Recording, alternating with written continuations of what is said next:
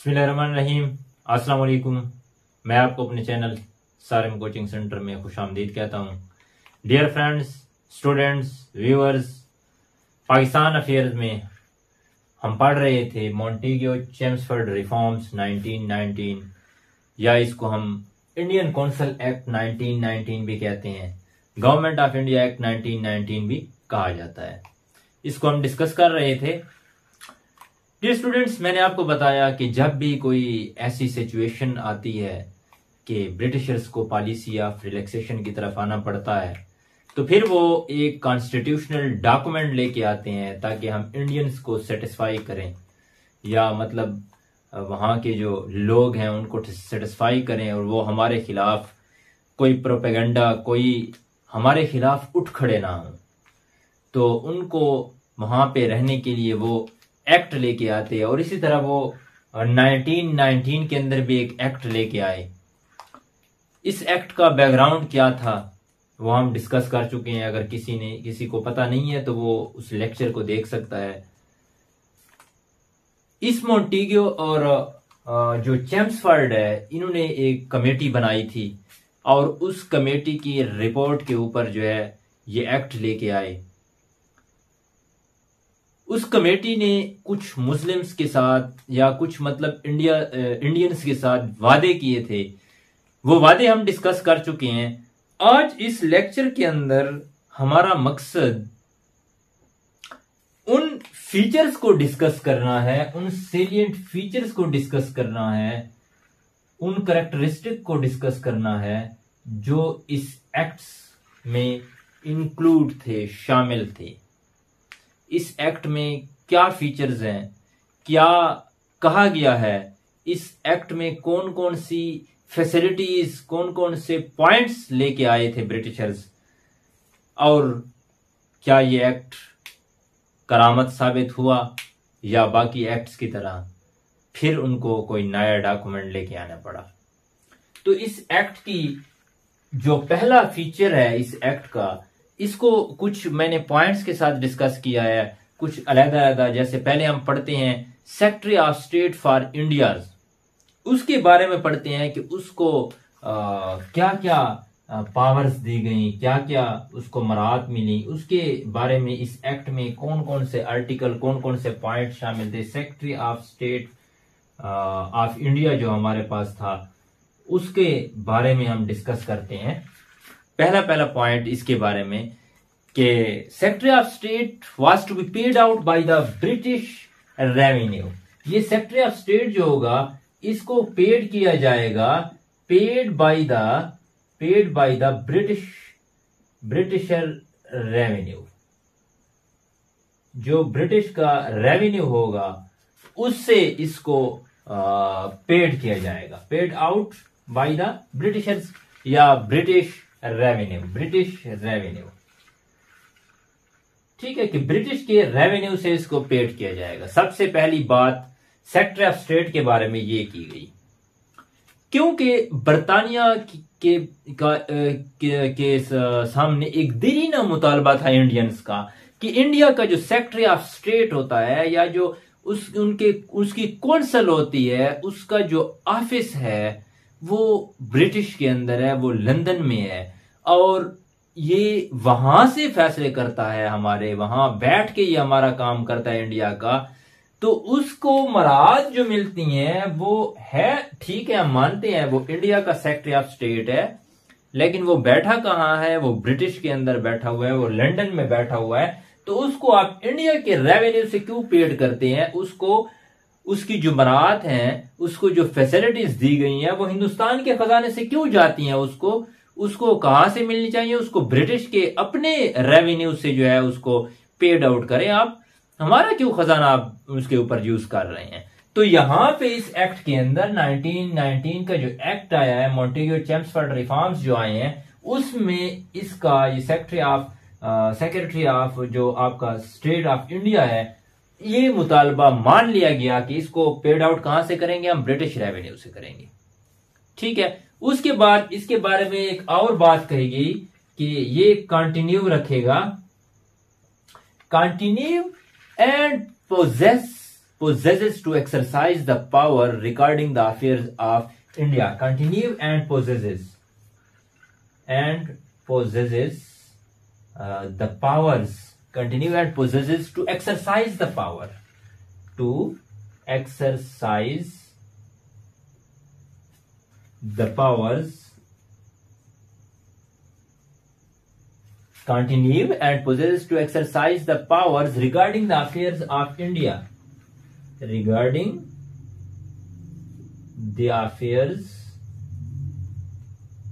of India. ये इस act की सेक्रेटरी ऑफ स्टेट के बारे में दूसरा पॉइंट है, दूसरी फीचर है कि सेक्रेटरी ऑफ स्टेट के पास जो पावर पहले से थी वो वैसी की वैसी रहेंगी, वो उनको जारी रखेगा, वही पावर्स वो रखता है। जो इंडिया के मामलात के ऊपर जो उसके पास इख्तियारात हैं वो वैसे के वैसे ही रहेंगे। और उसके बाद कहा गया कि जो गवर्नर जनरल है आपका, जो गवर्नर जनरल होगा, was responsible to carry to the orders of the secretary of state. Governor general was responsible. Governor general क्या होगा? रिस्पॉन्सिबल होगा, responsible to carry out these orders, to carry out the orders.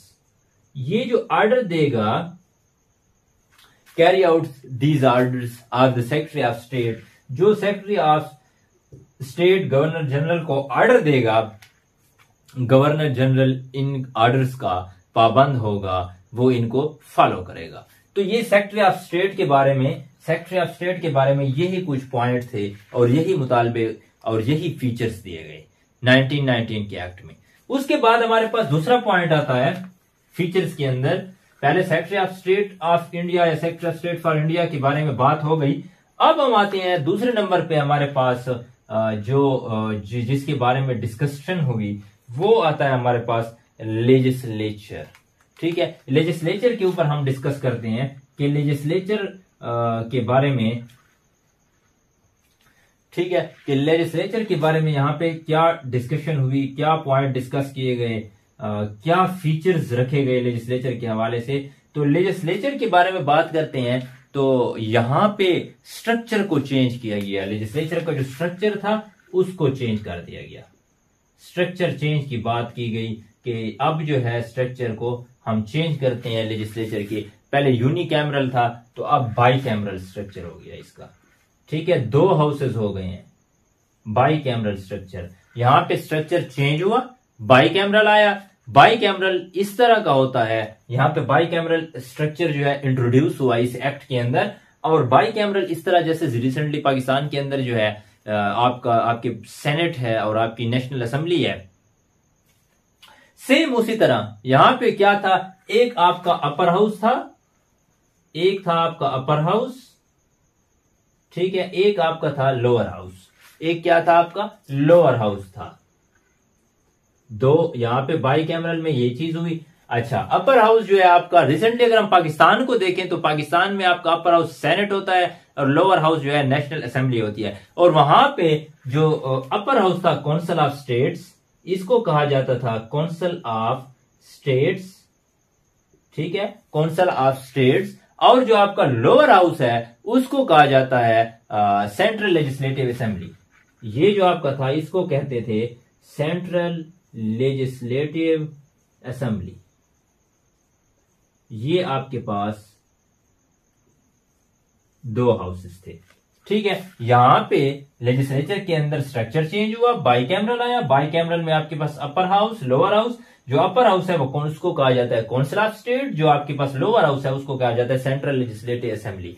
और यहां पे क्या हुआ, इसकी ड्यूरेशन बताई गई कि जो आपका जो अपर हाउस है वो 5 इयर्स के लिए सेलेक्ट होगा। इसकी ड्यूरेशन जो होगी वो 5 इयर्स होगी। और जो आपका लोअर हाउस है इसकी ड्यूरेशन 3 इयर्स होगी। ठीक है, और इसमें क्या हुआ, एक और बात का इजाफा किया गया, एक और बात की गई कि जैसे 1909 का आपका एक्ट था, 1909 में जो इलेक्शन प्रोसेस था, जो प्रोसीजर था वो इनडायरेक्ट था, लेकिन 1919 के अंदर इलेक्शन का प्रोसेस क्या हो गया, डायरेक्ट हो गया। Direct process both for both houses. दोनों हाउसेस के लिए जो है आपका जो इलेक्शन का प्रोसेस है वो क्या हो जाएगा, वो डायरेक्ट हो जाएगा। उसके बाद आपके पास लेजिस्लेचर के अंदर ये बात कही गई कि governor general had the power to summon, prorogue and dissolve the assembly. He could also address the both houses. ठीक है, गवर्नर जनरल को पावर्स मिली कि जो दोनों हाउस हैं आपके पास, governor general had the power to summon, both houses summon, इन दोनों को क्या कर सकता है, वो बुला सकता है, इनके इजलास बुला सकता है, प्रोरोगो इनको मुलतवी कर सकता है इजलास को, और वो क्या कर सकते हैं, ही could also address both houses, वो दोनों को एड्रेस भी कर सकता है। ठीक है, असेंबली को डिसॉल्व भी कर सकता है, जब भी चाहता है वो दोनों हाउसेस को एड्रेस कर सकता है।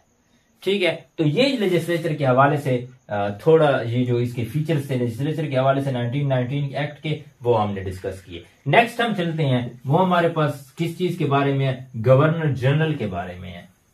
ठीक है, गवर्नर जनरल इन टच है इनके साथ। तो अब हमारे पास किस का नंबर आता है, गवर्नर जनरल के बारे में हम देखते हैं कि गवर्नर जनरल को क्या इसके हवाले से कौन से फीचर्स हैं। Empowered empowered to issued ordinance, सबसे पहले जो इसकी बात की गई वो कहा गया कि इसको इम्पावर्ड कर दिया गया, इसको पावर्स दे दी गई, इम्पावर्ड टू इशूड ऑर्डिनेंस, कि अगर हाँ कोई ऐसी इमरजेंसी सूरत हाल बन जाती है मुल्क के अंदर और वहां से जब ऑर्डर आता है तो मसला गंभीर होता है या बात लंबी होती है, तो उससे पहले गवर्नर जनरल को इख्तियार दे दिया गया, गवर्नर जनरल को यह इख्तियार मिला कि आप इन इमरजेंसी सिचुएशन आप ऑर्डिनेंस इशू कर सकते हैं। तो ये आर्जी तौर पर 6 माह के लिए फॉर द 6 मंथ्स ये ऑर्डिनेंस इशू कर सकता था, और फिर जब पीछे से अगर कोई आ जाता तो फिर उसके बाद जो है उसको खत्म करके वो लागू हो जाता। उसके बाद जो दूसरी बात की गई, इसको वीटो पावर दी गई, गवर्नर जनरल को वीटो पावर दी गई, किस चीज के बारे में, for against veto power against any bill passed by the assembly, इसको वीटो पावर दी गई किस चीज के खिलाफ, एनी बिल। ठीक है, कोई भी बिल है उसको असेंबली पास कर दिया, पास बाय द असेंबली, वो असेंबली से पास होके आ जाता है, तो इसको एम्पावर कर दिया गया कि ये उसको एडजॉर्न कर सकता है, उसको खत्म कर सकता है, उसको नल एंड वाइड करार दे सकता है। तो ये गवर्नर जनरल के पास 2 किस्म की पावर्स आ गई, ये इस एक्ट का हिस्सा बन गई ये चीजें।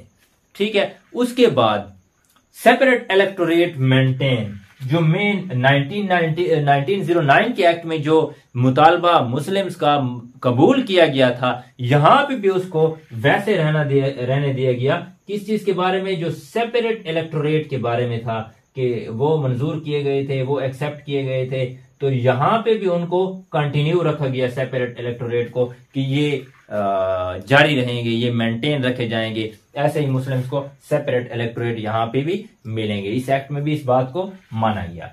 अब उस पॉइंट पे आते हैं, उस पॉइंट पे आते हैं जिसकी वजह से ये एक्ट फेमस है। मेन पॉइंट है जिस पॉइंट की वजह से ये एक्ट जाना जाता है, उसको हम कहते हैं डायआर्की। और इस एक्ट को इस नाम से बहुत काफी हद तक पहचाना जाता है। अक्सर क्वेश्चंस आते रहते हैं डायआर्की के ऊपर, इंटरव्यूज के अंदर डायआर्की के बारे में पूछा जाता है। तो डायआर्की क्या है, डायआर्की इस एक्ट की पहचान है। ठीक है, और ये इंट्रोड्यूस करवाई गई।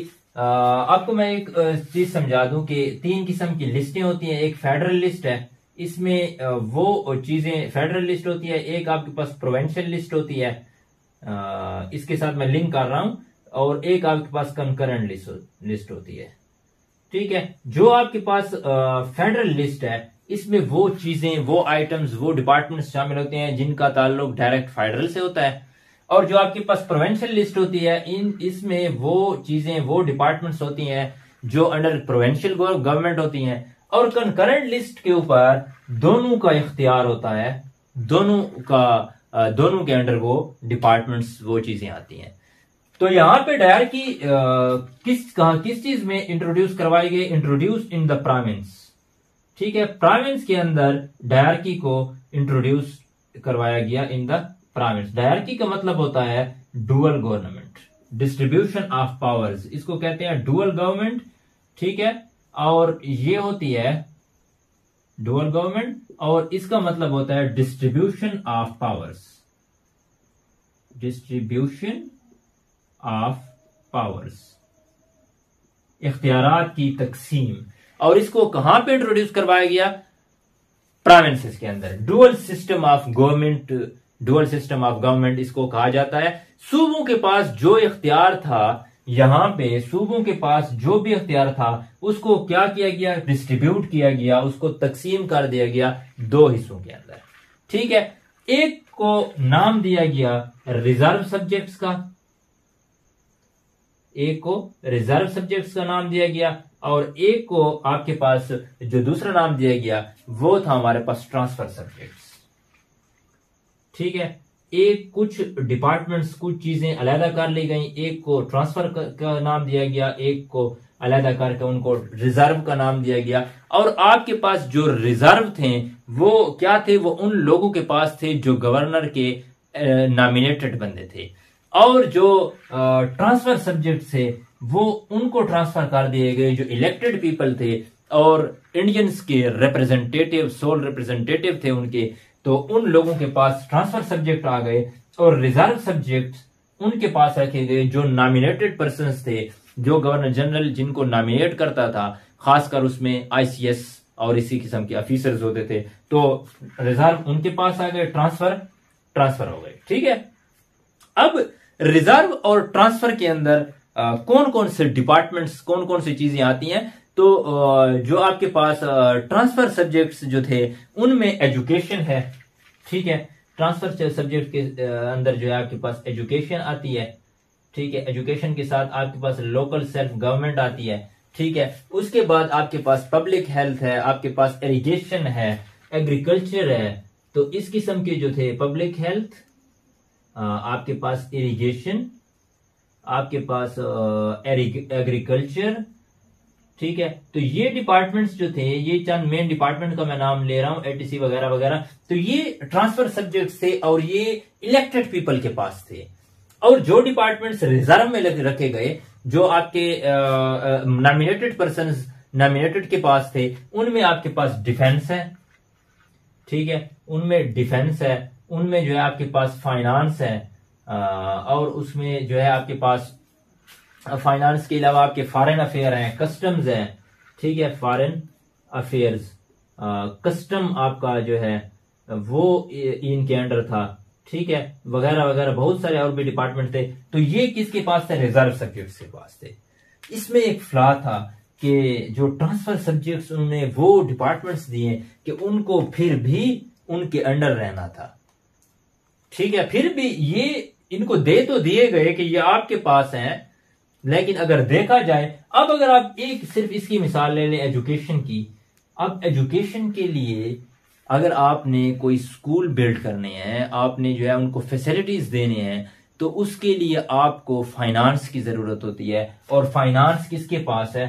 वो नॉमिनेटेड के पास है। तो आपने पहले उनके पास जाना है। तो इसका मतलब इन्होंने तो कहा कि हमने ट्रांसफर कर दिए हैं, आप लोगों को हमने दे दिए हैं, लेकिन असल में उनके पास जो जंजीर थी, जो रस्सी थी, वो उनके अपने बंदों के हाथ में थी। तो ये डायरकी सिस्टम है, और ये डायरकी सिस्टम जो है इस एक्ट की पहचान है।